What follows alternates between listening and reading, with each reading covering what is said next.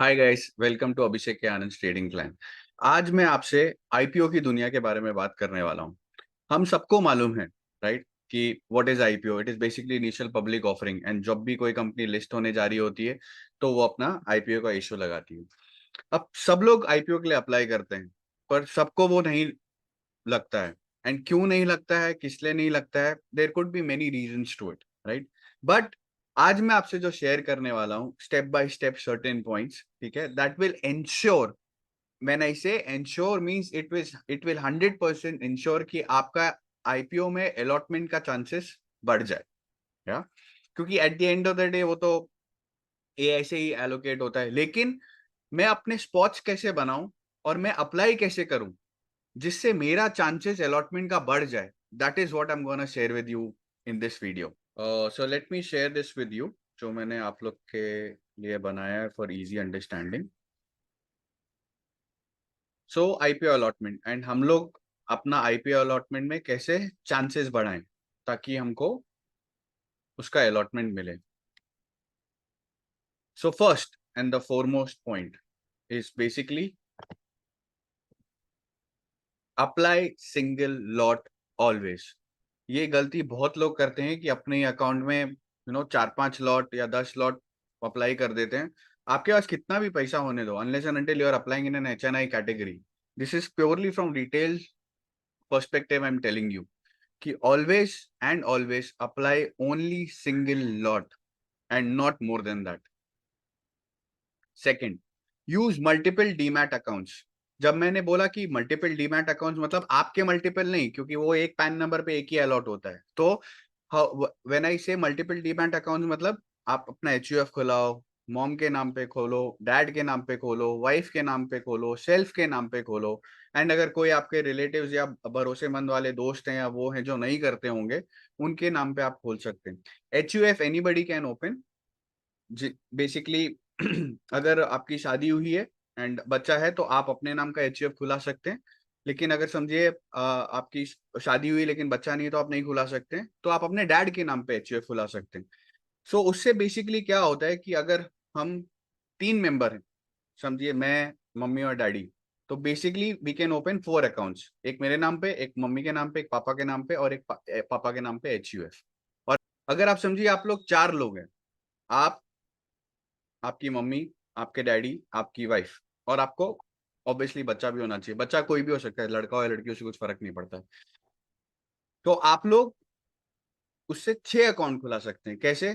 एक आपके नाम पे, एक आपकी मम्मी के नाम पे, आपके डैडी के नाम पे, एक आपकी वाइफ के नाम पे, एक आपका डैडी का एचयूएफ और एक आपका एचयूएफ।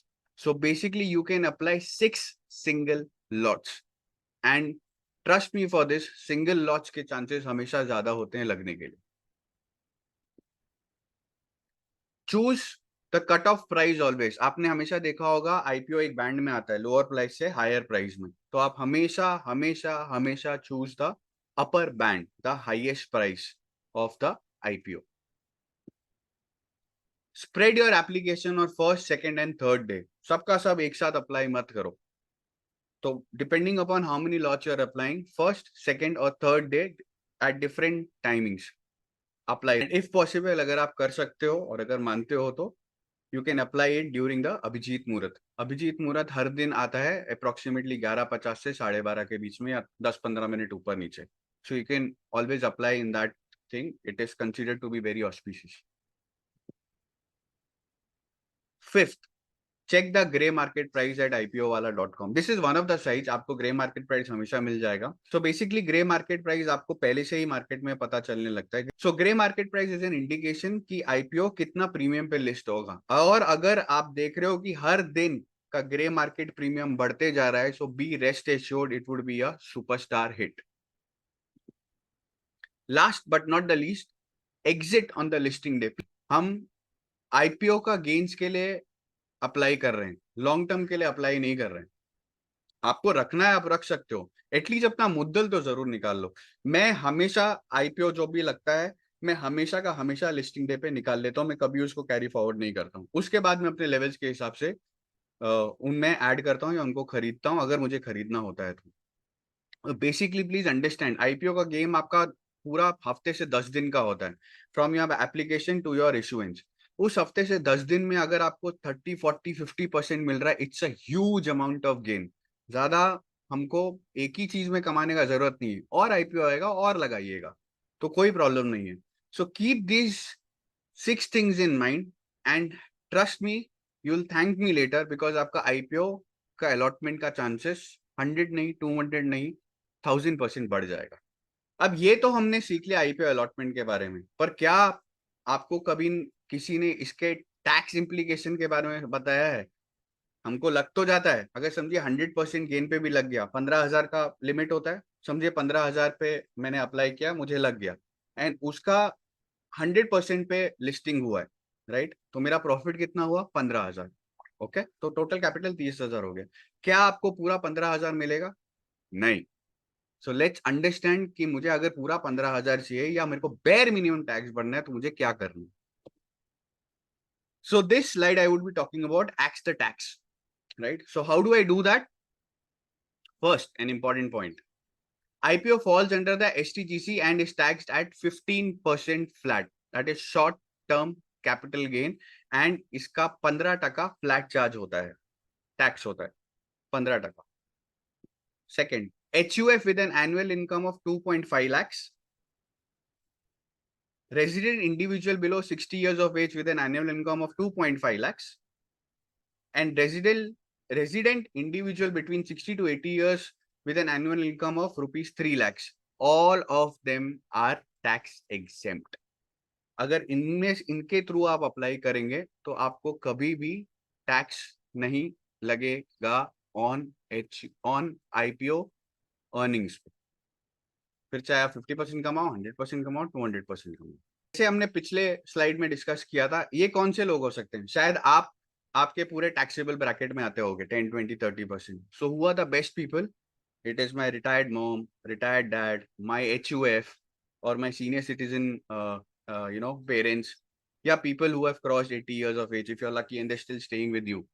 So अगर मैं इनके नीचे अप्लाई करूंगा ज्यादा, राइट, एंड इनको अगर अलॉटमेंट लगेगा, तो मुझे टैक्स नहीं भरना पड़ेगा। सो लेट्स अंडरस्टैंड कि अगर समझिए हम 3 लोग हैं, सिर्फ 3 जन का एग्जाम्पल लेता हूँ, मैं, मम्मी और पापा। तो अगर मेरे पास 2 लॉट अप्लाई करने की कैपेसिटी है, तो मम्मी और डैडी के नाम पे मैं अप्लाई करूंगा। क्यों? क्योंकि उनकी एनुअल इनकम 2.5 लाख से कम है, मतलब है ही नहीं almost.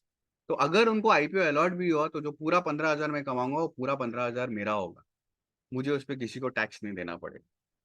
So accordingly plan your investments in H, whether in HUF, whether through mom, whether through dad, whether through yourself, or whether through your wife. Last and the most important point I would like to say is always adjust your short-term capital loss against short-term capital gain. Now, how does this happen? कि समझिए अगर मैंने इस financial year में कुछ shares खरीदे हैं और वो शेयर अगर प्रॉफिट में चल रहे हैं, राइट, तो समझिए मेरा इस फाइनेंशियल ईयर का 10,000 का प्रॉफिट है, और मैंने इसी साल वो बेच दिया, 6-7 महीने बाद मैंने वो बेच दिया, तो मुझे वो 10,000 पे पूरा का पूरा टैक्स लगेगा, short term capital gain tax लगेगा। However, how you can save that is basically, आपके पोर्टफोलियो में कुछ ऐसे शेयर्स होंगे जिसमें लॉस हो रहा होगा, राइट? तो समझिए मेरे पोर्टफोलियो में कुछ 2-3 ऐसे शेयर हैं जिसमें 10-12 हजार का लॉस हो रहा है। तो what I do is basically, वो प्रॉफिट तो मैंने ले लिया 10,000 का, उसमें जिसमें लॉस हो रहा है मैं वो भी बेच दूंगा, तो मेरा 12,000 का लॉस बुक हो गया। सो मेरा 10,000 के प्रॉफिट के सामने वो 12,000 का लॉस मैंने बुक कर दिया, तो नलीफाई हो गया, राइट? तो मेरे को कुछ टैक्स नहीं होगा, क्योंकि जितना मैंने प्रॉफिट कमाया उतना मैंने लॉस भी गवा दिया है, राइट? तो I don't come under that short term capital gain tax for that 10,000 amount. लेकिन वो 12,000 का लॉस हुआ है, वो आज नहीं तो कल ऊपर आएगा। So what I do is preferably next day buy दो स्टॉक्स अगेन। जब नेक्स्ट डे आप वो सारे स्टॉक्स वापस खरीद लोगे, राइट, अब उनको तब तक वो टैक्स ब्रैकेट में नहीं आएंगे जब तक उनको बेचोगे नहीं। So this is how you save tax on short term capital gain, either by investing through people who do not have an annual income, right, or fall under the bracket of the annual income जिसमें tax नहीं लगता है, or you adjust it through your portfolio by adjusting it against the profits that you are earning and the loss that you are earning, and in this case you will pay either zero or minimum tax. So guys I hope आपको कुछ और थोड़ी और knowledge मिली होगी अब, and from next time onwards probably you will apply in a more better in a systematic manner. Please understand, IPO का season जब आता है तो आप ये मान के चलिए कि बुल सीजन में ही आता है, बिकॉज आईपीओ तभी अप्लाई होते हैं, not when the market is making new highs but when the sentiments are positive. Please understand, ये दोनों में फर्क है. And now the sentiments have actually become positive, क्योंकि पॉजिटिव सेंटिमेंट जब होता है तो आपका जोमेटो जैसा शेयर भी 100-200% पे लिस्ट होता है, और जब सेंटिमेंट पॉजिटिव नहीं होता है तो हाथी जैसा शेयर एलआईसी वो भी डिस्काउंट पे लिस्ट होता है. So please understand that the IPO market is driven on sentiments and not exactly on fundamentals. तो आप इस चक्रव्यूह में नहीं फंसना कि फंडामेंटल अच्छा होगा कंपनी का, ये होगा तो उसका लिस्टिंग बहुत अच्छा होगा. नहीं, ऐसे हमने बहुत सारे डिबैकल्स देखे हैं और बहुत सारे हमने उल्टी स्टोरीज भी देखी हैं कि जिनका कुछ इतना स्ट्रॉन्ग फंडामेंटल्स नहीं है, सिर्फ हाइप का वजह से they have listed in more than 50-60-100% gain. आपने बाद में जोमेटो की हालत देखी ली होगी, और ऐसे बहुत सारे, पेटीएम, बहुत सारे एग्जाम्पल्स हैं. So keep this in mind.